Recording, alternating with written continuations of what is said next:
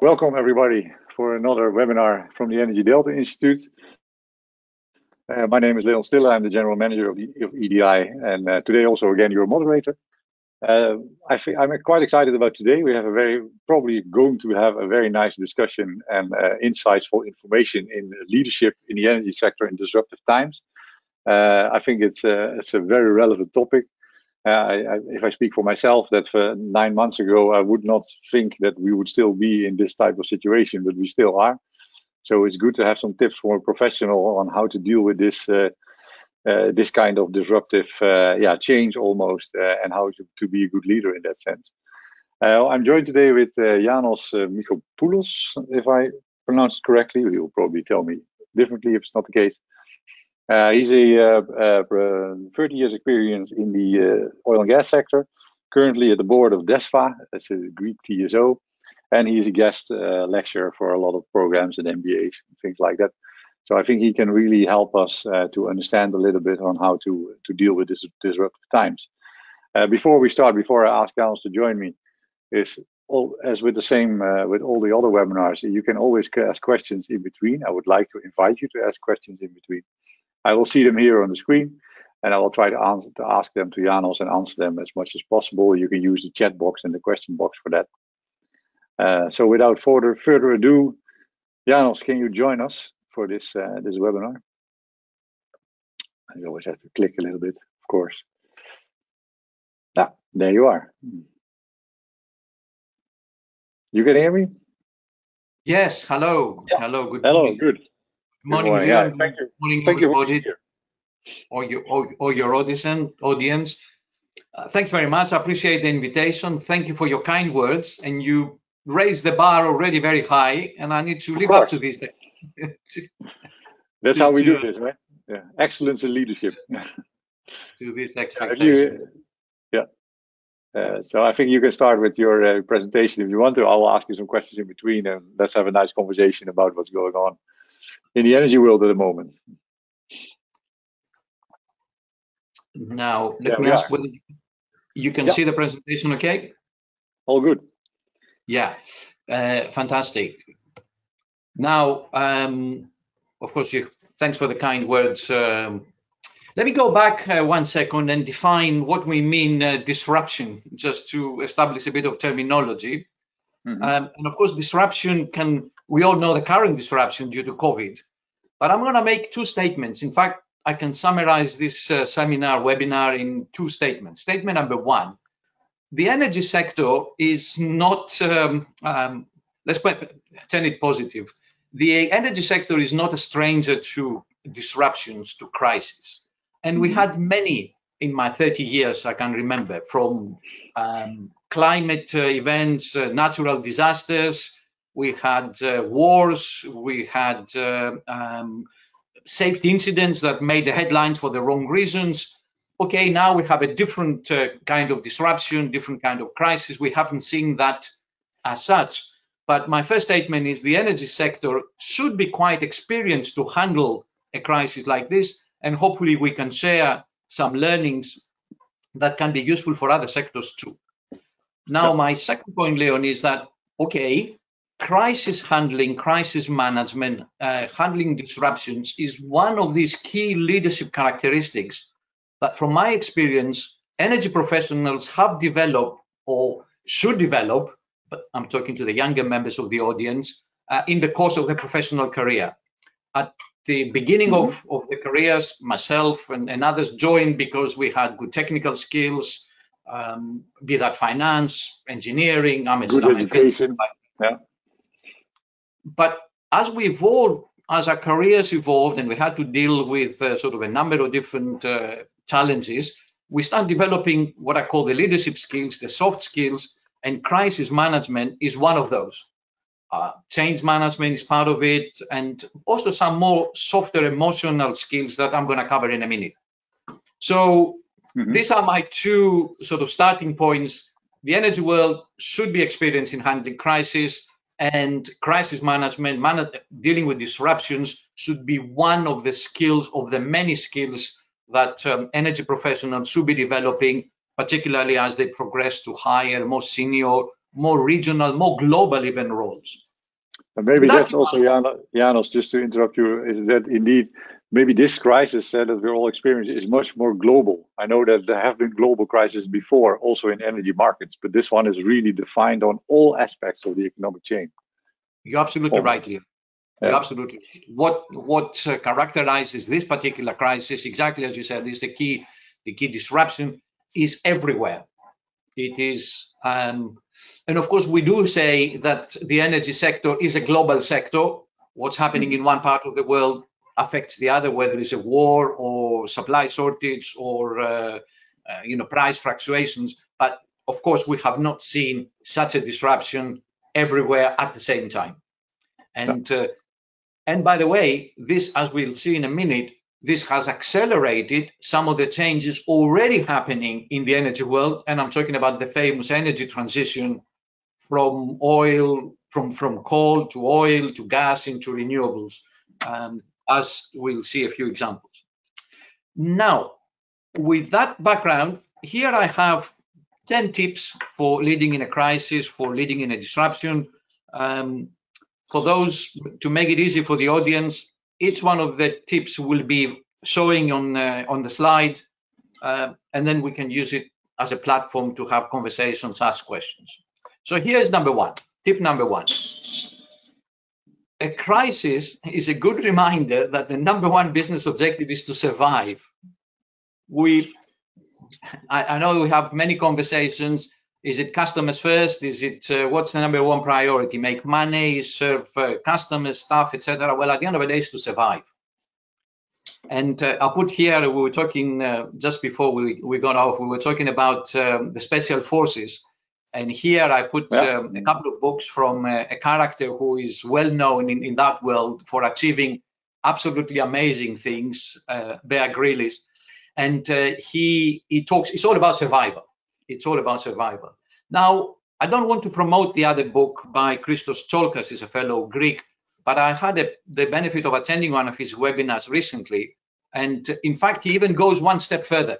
And he says a crisis is even a present, is a gift, because it gives you opportunity to rethink and redesign and re-evaluate some of your approaches to your business. For instance, giving a bit of an example from the company whose board I'm chairing, DESPA, which is the gas TSO in Greece, the company who is in the middle of a transformation for its own right, from state-owned to public to private, from being Greek only to being international. But this company became, embraced the digital world overnight as a result of what was happening, and people not being in the office to prepare papers, sign papers, etc. The company became digital almost overnight, and that was a gift of a crisis. And people sometimes joke and say, "Who is your chief digital officer or your chief information officer?" And his or her name is COVID-19. Yeah.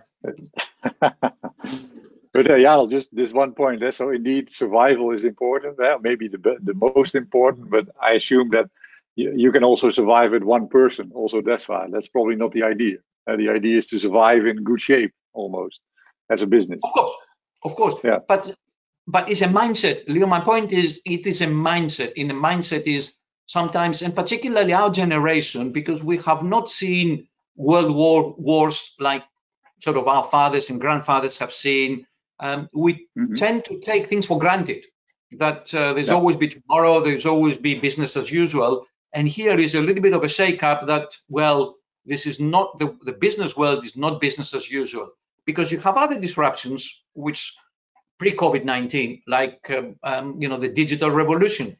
And in some other businesses, not in the energy sector, you had, due to the digital technology, you have businesses who have been destroyed because everything is done on the internet and not on physical. So let's think about, it's a mindset that not take things for granted, be prepared.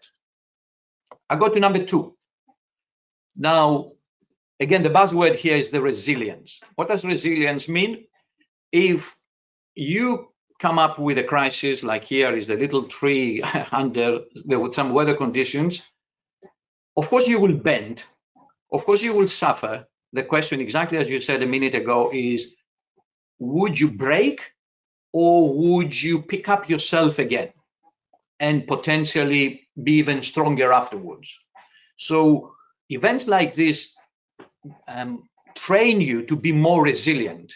And again, if for some companies, if you have not been trained, you have not been prepared, if you have not seen sort of crisis before, in the first strong wind, you can break.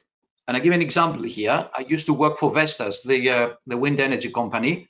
Vestas went nearly bankrupt 10 years ago when the Lehman crisis hit the financial markets, because the customers could not build wind farms, the banks did not have money to give debt, and as a result, the company, who had a lot of stock, could not sell, and it went really bankrupt, and it was so close from actually dying. The share price went from 700 Danish krona to 25, 700 to 25.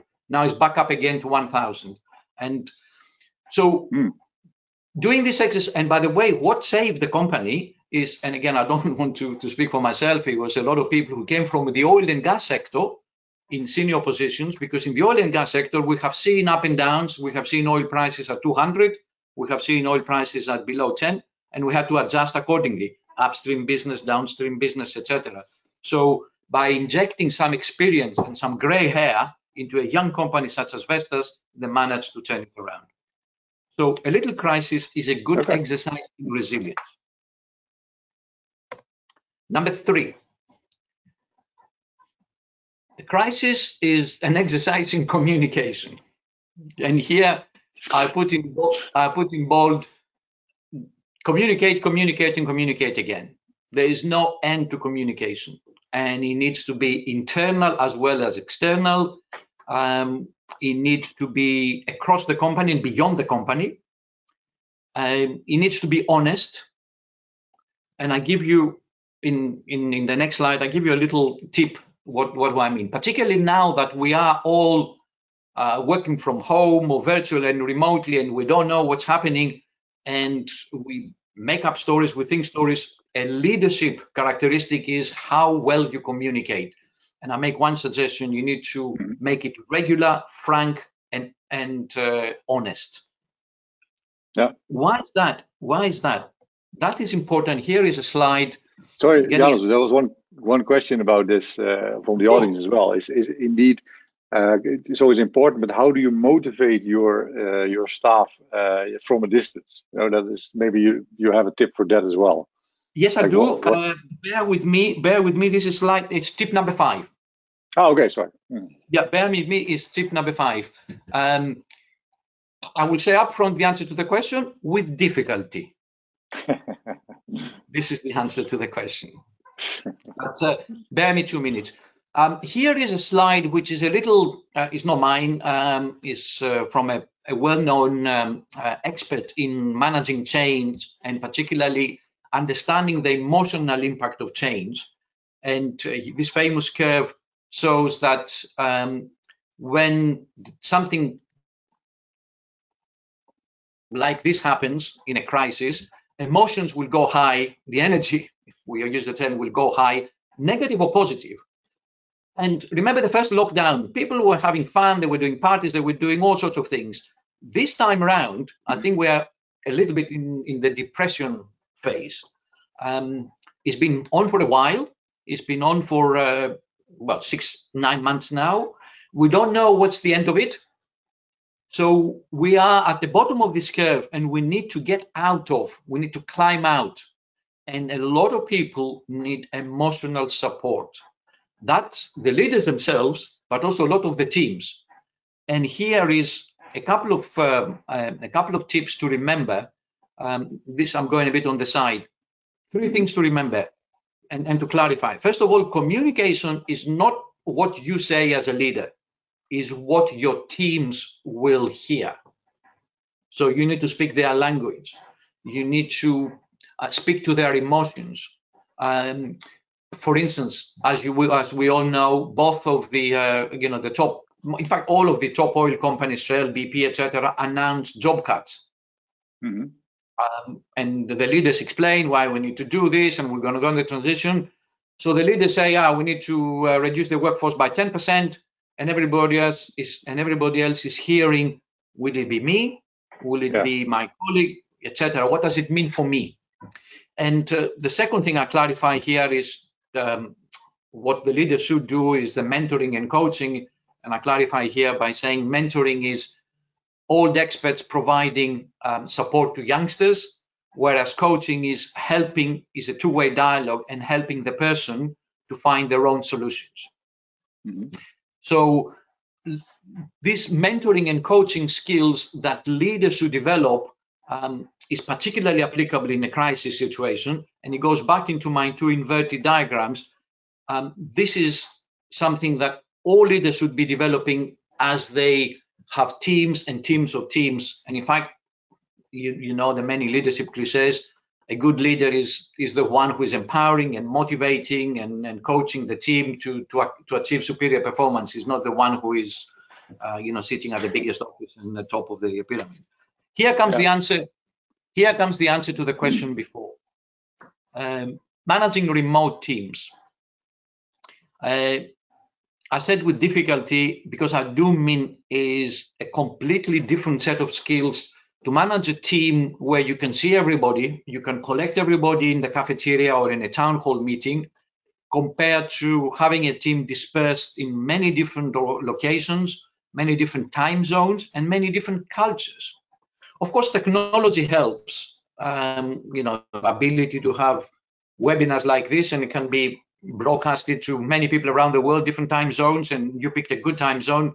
Potentially, you can be heard from North America all the way to Asia. Now, again, I'm going to say something from my personal experience as an example here. As I mentioned, I used to work for Shell. 1998, this is 22 years ago, Shell, like many other oil companies, for that matter, like many conglomerates, IBM and General Electric and all the big boys, they stopped having country organizations and they established functional teams, business teams, who inevitably were organized vertically, which meant every single person in the middle will have a boss somewhere in the world, will have a team dispersed, and we start managing virtual teams since 1998, webinars, teleconferences, and all that sort of jazz. So my point is, companies who had 22 years experience in managing virtual teams will have a higher chance of survival in a crisis like this compared to companies who have been operating in one country, in one office, with very hierarchical organizations, with not embracing technology, but having physical meetings and physical processes. And only time will tell how these companies will manage to pick up these remote team managing skills very quickly or not. So the answer to the question that was asked is with difficulty and with practice. Yeah, but okay. But if I then can ask a question about that you mentioned Shell as an example, is that in the sense that they are not, and of course there are external reasons why, but they seem not to be particularly more effective in managing the crisis than other companies. I mean, they also have to have job cuts and things like that. Or is it just because that's the way it is and we don't know yet how they will come out of it? I think that I will come to that also in a minute, Leon. I think that the biggest problem that these companies have is not how to coordinate the remote teams, is the core of the business has been called into question. Yeah. For instance, because of the result, planes not flying and buses not driving and cars, I was looking at some pictures earlier, taxi companies in London are renting big fields to park the unused taxis because the demand is to 20%. So with planes as well. Yeah. The planes as well. There's only, used to be sort of 10 flights a day from A to B. They're now not even one. So if you have demand 60, 70%, because this is the oil company, the oil demand for transportation in some parts of the world is down 60, 70%. Then that's a big problem for these oil companies from the Shells, BPs, ExxonMobils, not how to manage the remote teams. And again, I'm talking to some of my ex-colleagues, they seem connected. I give a more personal example. the board I'm chairing of DESFA is a multi-shareholder, multi-stakeholder board. We have 3 European TSOs. We have the government. And 6 months ago, we used to have board meetings physically. We get together the night before. We have a dinner. We get to know one another. We solve some of the issues. We establish trust, very key word. We understand the personalities. And me as a chair, it was important to know who is the extrovert who would like to talk a lot and who is the introvert who doesn't, so I can balance the conversation in the board meeting. Now, know your team, so to say. Yeah. Exactly. Yeah. Trying to do this, Leon, virtually. First of all, you receive the documents, virtually. You have questions, what you do before you will, pop into somebody's office and ask a question. Then you have a screen of 13 people. You don't know in what mindset people are. That's another, just basic things. People come into the webinar, you see a face, or sometimes they switch off the camera, and you don't know whether they slept the night because they have a crisis at home, or they're not feeling well, or they have some other worries or concerns. Whereas people around in the room physically, you see somebody says, Leon, you don't look okay, something happened. Yeah, I've got some personal issues. I will tell you all about it. Please forgive me, I'm not at my best today. I will be okay, next time around. That's the hard part. Chairing board meetings virtually. I think I've done everything virtually in my life. As I said, 22 years working virtually. I've never dreamt that I would be chairing a multi-stakeholder board, virtually. But here I am. Just like everybody else. Yeah, that's true. Yeah. Exactly. So you have to do some things. You need to establish some guidelines, which I did for the benefit of the team.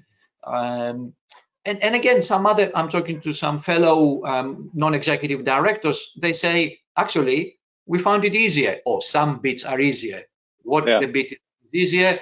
Because before we used to debate forever some issues. Now we are a bit more focused. We take clearer decisions, and we spend the time, because you cannot do a webinar all day. So the 2 hours, 3 hours we focus on the 2 or 3 key issues. Whereas a physical meeting, if your flight is 5 o'clock and the board meeting starting at 9, you tend to fill up the time until 3, 4 o'clock to drag in the conversation. Now, let me go. That's true. From my own experience also with the team, is that basically what you say, it can be easier as well, because the introverts in your team if you have guidelines, you can sort of let everybody have their time. And that is sometimes more difficult in a live meeting where there's a dynamic going on. And that is something I feel it can be more focused, but indeed you miss things too. That's also true. Well, you touched a very important point, is how you bring introverts into conversations. For me personally, it was one of the things, because I tend to talk a lot, and which means I like to interact with people who talk a lot. Some of the biggest lessons in life I've learned it from introvert people. We'll be having a 2-hour conversation about whatever the issue is, and the introvert finally got the opportunity to talk about, and he or she will make a profound statement, and I'll ask the question, why did you not say that 2 hours ago? Well, you didn't give me a chance. So, and I have something, I need to remember it yes, I have it in tip number 9, talking about introverts and BP. Now, my last 5 points perhaps are a little bit controversial, because at the end of the day, no pain, no gain. A crisis, as we said, might be a gift, might be an opportunity to redefine things, but nobody gets out of a crisis unscratched. Even if you win the game, think of any sporting analogy, nobody wins a game feeling not sweating, no dirty, no scratches, no broken legs or arms or whatever the sport you play. Now, here is we need to be prepared. First of all, I've put it here, share the pain. If the P&L of the company is under pressure, well, we all need to share the pain. And here I used an example of Columbia, the American company, where the CEO, I know it's non-energy sector example, the CEO very visibly and make a big statement to cut his salary, to pay employees and save 1 or 2 jobs by reducing his own salary. The Greek Prime Minister also said a good leadership example 6 months ago when he asked members of the parliament for 2 months to take a 50% cut. There are many examples that senior executives had to take cuts. Also, there's some bad examples of companies who, for instance, I don't want to name the company. I happen to know a non-executive director in the company who resigned because of this reason. And the company is active in the renewable space, in the energy space, and the infrastructure space. And they insisted in the annual meeting with the shareholders to pay dividends to the shareholders. And yet at the same time, they had to take a big cut in personnel.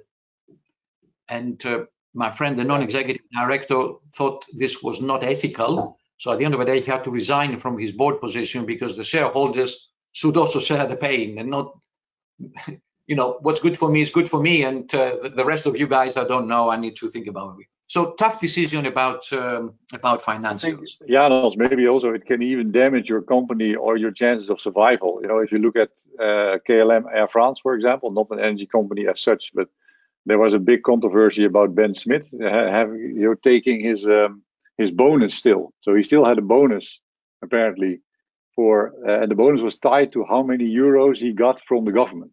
So if he got more, then he got a bigger bonus. So things like that, I think it can it also harm your company? Is that basically what I'm asking? Well, to me, these are wonderful examples for my leadership classes not as a best practice case study, as a worst practice case study. That's not a leadership characteristic.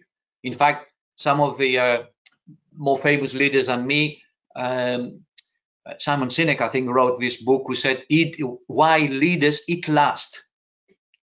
It's important to feed everybody in your team, and then you're the last person to worry about yourself. Some other companies, a good example, talking about dividends. Shell took a lot of criticism for cutting the dividend for the first time since World War II. But they thought that was the right decision. So it is all about number 7. You're gonna take some tough decisions, and that's a leadership characteristic. When I did my own leadership training, I would not name the school, but I went away after 2 weeks with 2 learnings. Learning number 1, good leaders do nothing. Why is that? Because they have wonderful people who do the job for them. But leaders do one thing. They take tough decisions when it needs to. And they need to take tough decisions when they need to balance a conflict between short-term and long-term, between taking a pay cut but survive the company. They need to take a decision with incomplete data. They need to take a decision on the go, because in the middle of a crisis, you don't have, let's have a strategy review. Let's evaluate all the options, call all the consultants, and have another board presentation. It's too late. In fact, I was talking to another famous leader. He's leading a private equity fund and he's supervising a lot of young portfolio companies, startups and etc. And we ended up talking about leadership. And he told me he used to be a good tennis player, a professional tennis player, semi-professional tennis player. And he told me a tennis player takes multiple of decisions in milliseconds. At every given time, you need to evaluate what shot to play, long, short, who you're playing against, and etc., etc. So leaders of today, in the middle of the crisis, you need to be taking tough decisions on the go with incomplete data. And if you take some good decisions, you make good calls, time will tell whether you survived and you came up the other end, or, sorry, that was a wrong move and we're going down the toilet. So, and another warning, there's no such a thing as an easy solution.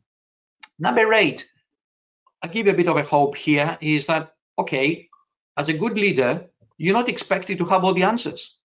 In fact, quite the opposite.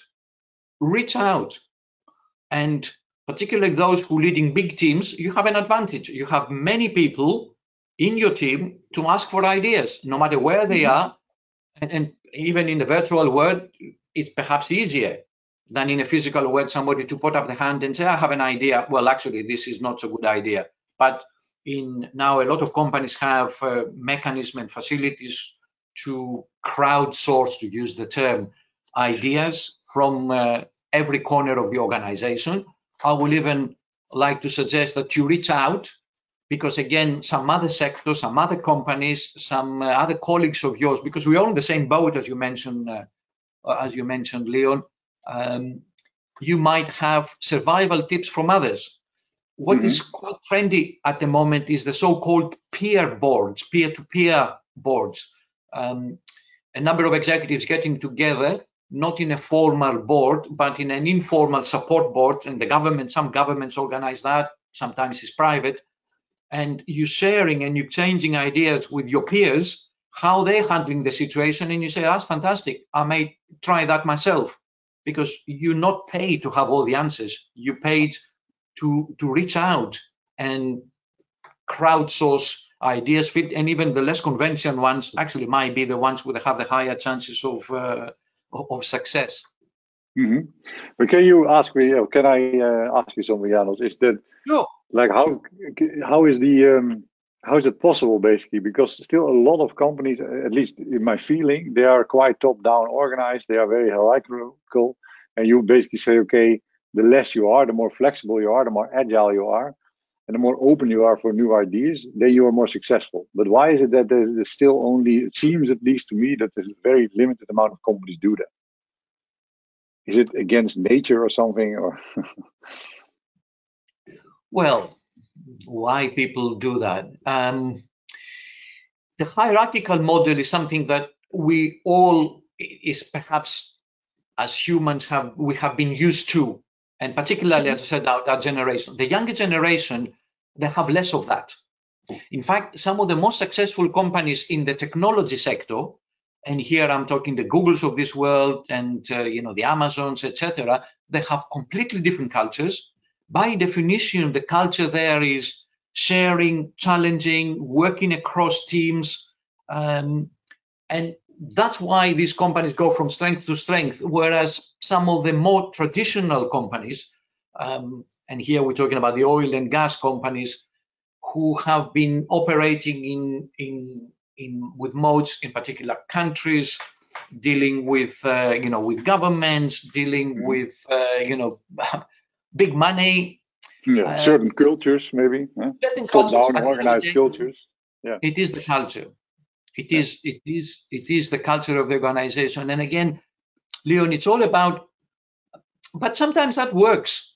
The fact that some of these companies have been around for many years is they had the ability to reinvent themselves and having a culture of survival. And it's a very interesting bet whether we will see some of these old-timers, whether they will be able to survive the current crisis, because as you say, perhaps this is the biggest than they have seen before, and to that scale, and it's coupled, to me, this is the challenge, is this current crisis, this current disruption comes on top of a transition that it was happening already in the energy sector, which that in itself is not an easy thing to manage. It's not an easy thing to say, oh, I used to be called an oil and gas company, but now I'm a renewable energy company. Well, easier said than done. Now, many companies are trying to do that. Then the Norwegian companies, Dong, the Danish company, rebranded themselves. An oil company in Italy, ERG, we used to be an oil company and then became only renewable company. The traditional oil and gas companies have been doing it with acquisitions, but it was or little M&As or little joint ventures, but it was very clear that the mother company culture sort of prevails. The question is, in other forum, we have been exposed into a leadership talk by Nick Boyle, who is the CEO founder of Lightsource BP. And of course, we know this is an interesting marriage of two cultures, a very entrepreneurial, sort of high-tech youngsters, if I may say so, for the Lightsource, and BP, a company that we all know. The question is, and ask Nick in that webinar, Nick, what about the culture of your company? Is it the culture of BP or is it the culture of Lightsource?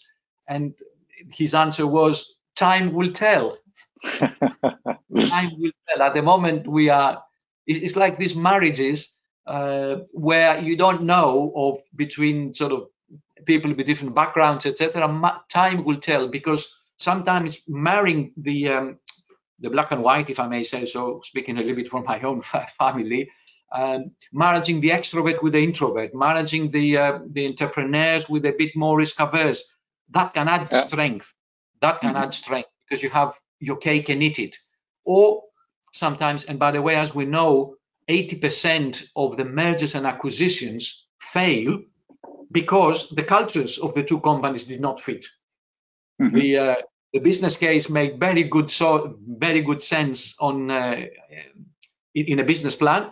We do this savings, we do these synergies, but at the end of the day, if the cultures are not aligned, then the result is not successful. And as you know, two of the most successful companies in the history, not only Shell but also Unilever, it's because they marry the successes, or the cultural successes, because they marry the two different cultures, the British and the Dutch culture, playing to one another's strengths, and you have two giants. And Unilever, the diversity is important. Yeah. Unilever is also an interesting example, because they're making, I know we're diverting a bit, they're making another strategic bet, going into sustainability and making that their core business. In fact, I will invite the members of this, the participants of this webinar, to go on the website of Unilever and just click a couple of things. What do we do? What's our purpose?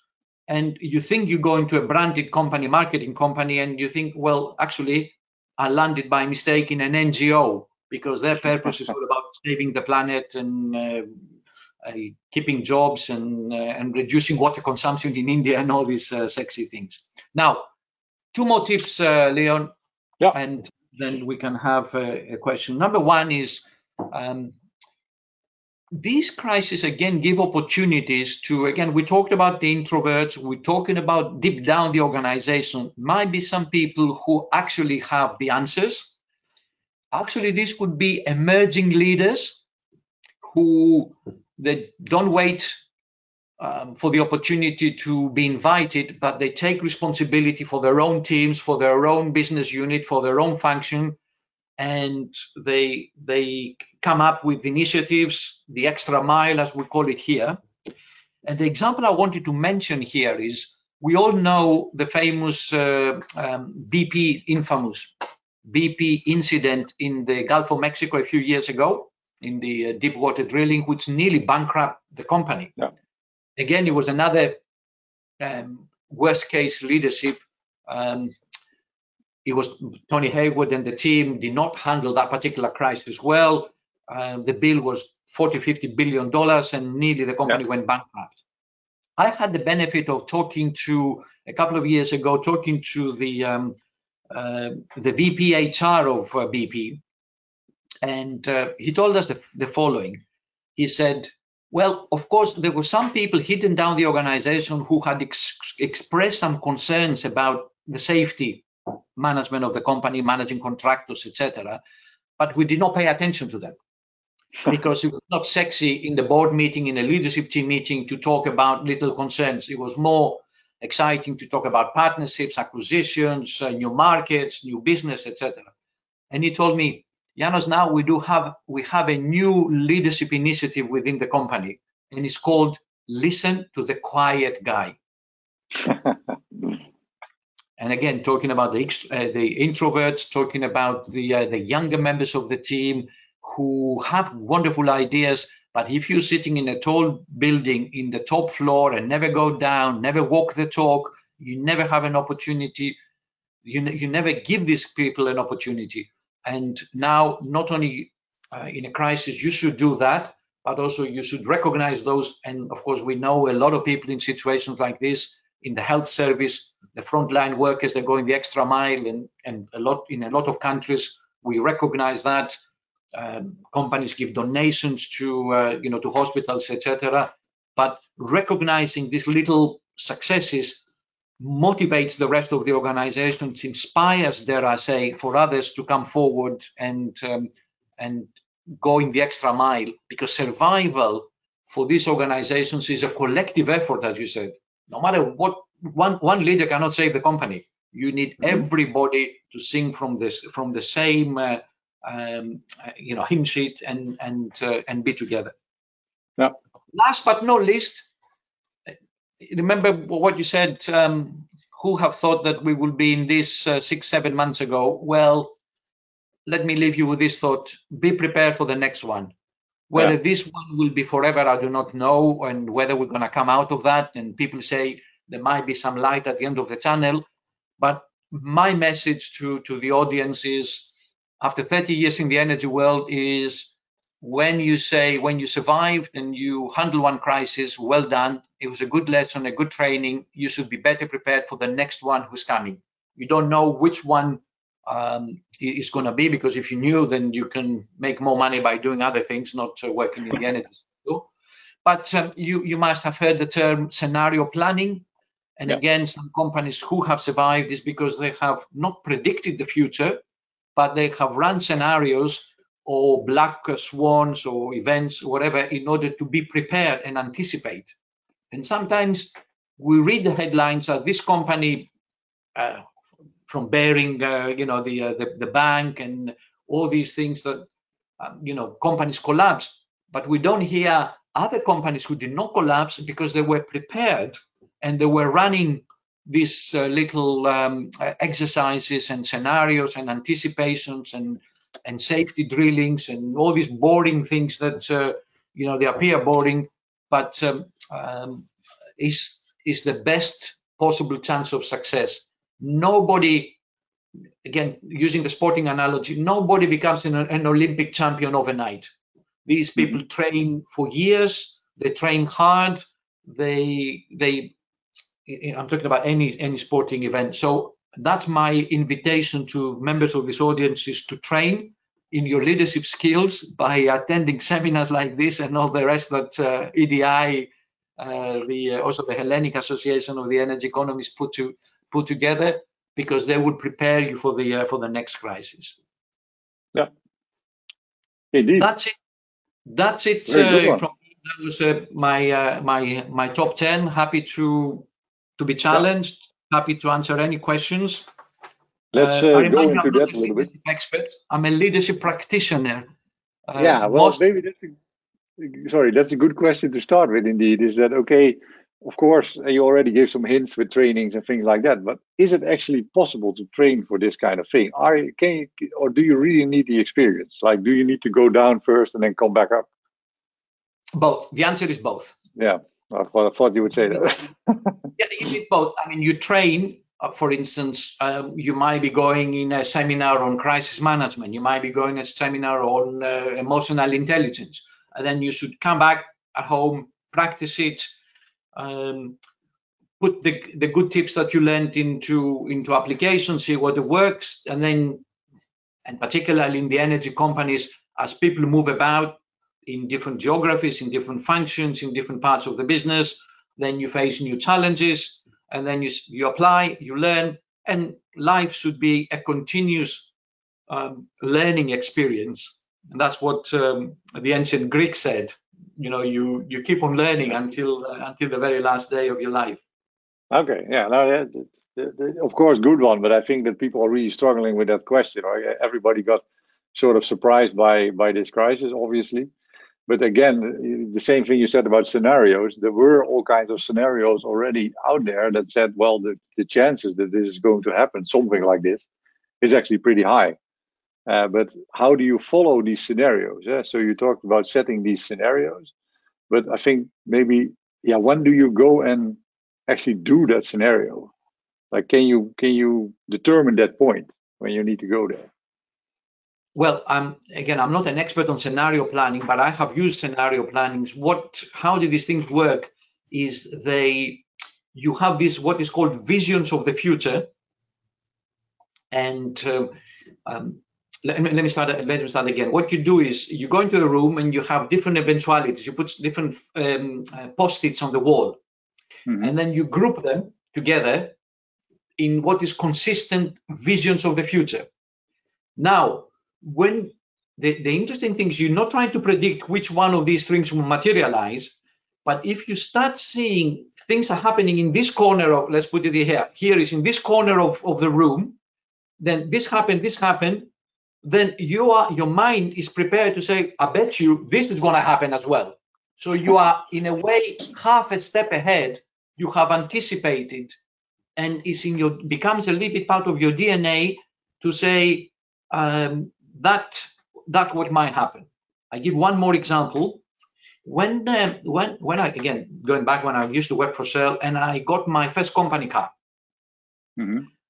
You reach a certain level of seniority and you get a company car. Fantastic. You're like, hey. And everybody knows that. That's another story. But I went into what is Shell called advanced driving test course, 2.5 days. And one of the exercises we're doing in this advanced driving, you were driving and you had the instructor on the side. And as you drive, you were asked to describe what you see. So you say, oh, I see the car in front of me is slowing down. I think he's looking to park somewhere to stop to buy some cigarettes. So, and sure enough, next thing you know is the guy or the girl in front stops abruptly because he sees the shop that you would like to buy something, and unless you had anticipated that, you had boom. So the very fact that your brain has been trained to talk and anticipate makes you so perhaps less vulnerable to a safety incident because you anticipate that the guy in front is looking, is not knowing the road and is looking to stop. One example, yeah. Or the other thing, when you drive behind a car and somebody's carrying some fancy load and he has not put it safely, and you think in your mind, how do I know that he has tied this load, and what will happen if this all of a sudden breaks and hit my windscreen? Better keep a bigger distance. So you anticipate the crisis. So that's what I said, the training needs to be in your DNA to think. And that's why you need introverts. And that's why you need pessimistic people who can give you worst case scenarios, which you don't like as a businessman, but it help you and prevent you from surprises. Yeah, no, I can totally agree with it. Imagine that, of course, the scenarios will help you out. Maybe another question is, you said you're not really a leadership expert, but from your own experience as well. Say you are somebody in the team, so you have a boss that is very inflexible and is handling this crisis completely wrong. What can you do? We agreed when we did this, we agreed the questions will be nice and friendly. Now, dealing with a bad boss is one of the most difficult leadership subjects. And I do not answer the question, but I'll answer with using statistic. And I can give you the reference if you want. They say people do not leave a bad company when they leave. People leave a bad boss. Yeah. And the other way around, people join a company because they want to work with somebody, and maybe the financial package is not as great, etc. Dealing with a bad boss is an art and a science, because on one hand you need to respect the hierarchy, and you need to be a team player and do your bit. Because imagine, think of a football example, of any sporting example. Imagine if 11 players who have been told by the manager to follow a particular plan, they go into the field and say, well, actually, I don't agree with Mr. Ferguson that he said we're going to do that. And of course, Mr. Ferguson had a very specific way of dealing with disagreeing people. It was woof, straight in your head. So you learn not to disagree. But you need challenge in a nice way. And again, wonderful leaders are those who know how to balance, where to give the opportunity to their teams to be challenged and to improve and give feedback, and companies, and you have mechanisms like the 360 feedback. Whereas companies who are autocratic and the leader is, well, I'm the one, then good luck to them. If they are successful, fantastic. But as a result of a crisis, not, then you know why. Yeah. Okay, good one. Maybe let's go back a little bit to the energy world. You already mentioned that the oil and gas world in general had a lot of crises and already worked, from your own experience as well, worked in virtual teams in different cultures and contexts and things like that. So in that sense, they are already prepared for that situation. But do you think that the crisis that is going now with COVID-19, will that also help these more fossil energy companies to change quicker to the energy transition? Will that make them more flexible? Fantastic. I think this question, Leon, it's at the heart of the energy debate as we speak. These big companies, not only the Europeans but ExxonMobil and Chevron, who were, according in our generation, they were the top 10 of the Fortune 500. Now all of a sudden they find themselves at the bottom of it. Some of them even drop out of the rankings and the Dow Jones. With the stocks. The stocks. They face big survival is with capital letters and bold and underline. The new CEO of BP said it in black and white. For us, that change is not as a result of a crisis, etc. It's a new purpose, a new strategic priority to reinvent themselves. The question is, the stock prices is at the bottom, historic lows. I mean, you need to, BP share is, well, just went up to 200. You need to go back to even before I started my career, before 1990, to find levels of BP pricing, Shell below 1,000. Now the question is, as you say, will these companies manage to reinvent themselves into something new? Now, on one hand, people will say, no, I don't think it will do. Why is that? Because it's too much accumulated DNA. These companies have learned to thrive in an oil and gas world, maybe a little bit of renewables, a little bit of some sexy stuff here and there, but they will not make it to the other side. But at the other side, at the same time, these companies are making bold moves. The Lightsource BP I mentioned, Shell bought Sonnen in Germany, a big battery, I think they're number 2 to Tesla. They have all set up these famous ventures, like a big private equity fund and buying. Will they manage to see themselves through? Well, I cannot make that prediction. I would like to know that prediction because it's a very big financial bet, but it's not going to be easy because something. These companies who, and again, I don't, with all my Shell and BP friends who are listening, you've been cultivated for 20, 25, 30 years to reach the top of the organization in an oil and gas world. Now you need to populate these top leadership teams with somebody who's 25 years old, because he or she might have the answer to the fancy battery that will do 500 kilometers and not 150. And some companies, what they do, I don't know whether these oil companies do, they do the so-called shadow boards. In other words, yes, on the top board, you have all the people with the gray hair or less hair like me, but also they have shadow boards with young people, very diverse. And I don't mean the obvious diversity in terms of gender and etc., but diversity in the thinking to feed new ideas and what to do. So, Leon, I'm afraid I cannot answer that question. Nobody can, probably. Not even the $1 million, is the $1 billion question. Is the $1 billion whether the big oil and gas conglomerates, and by the way, some of them, ExxonMobil said, no, I'm not going to do any of that. I'm going to stay where I am in my core business, in my core skills. I'm going to cash cow it until the end. I don't know. One thing for sure, we're going to see some M&A play. We're going to see some acquisitions, and it can go both ways. It can be the big oil companies buying some of these renewable companies, but don't be surprised if you reverse acquisitions. A company like Vestas or any wind or solar, Enel Green Power suddenly goes up and buys the oil company.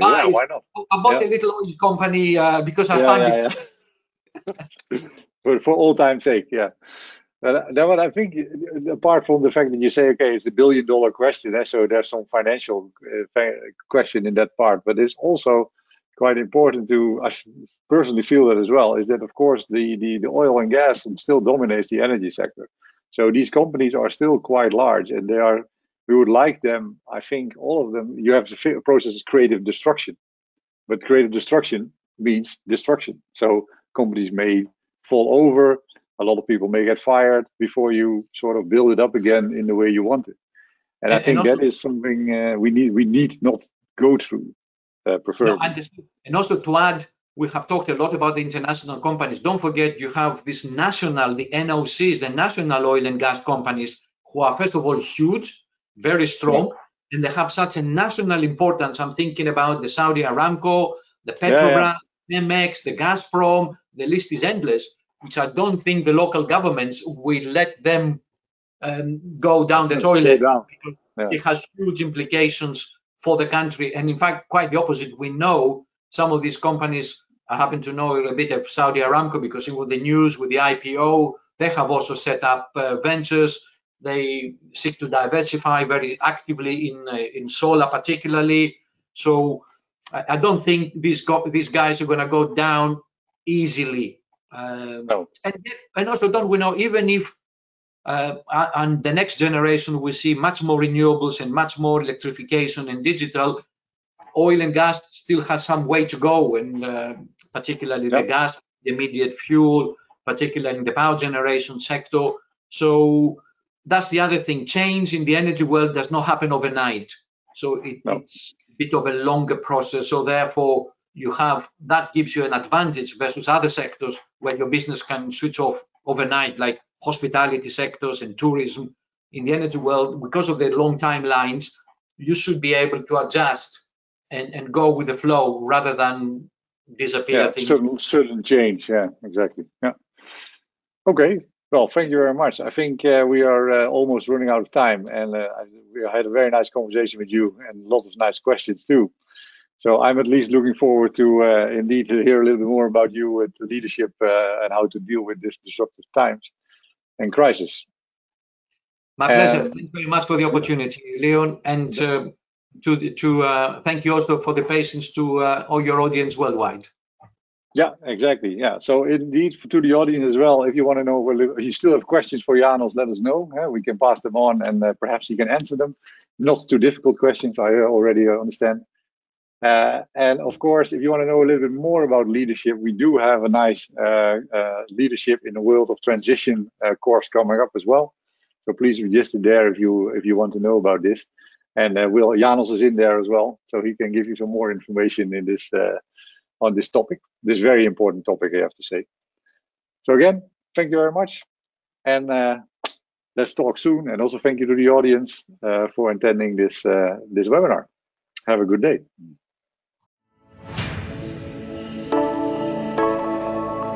Energy Delta Institute, part of New Energy Coalition. www.energydelta.org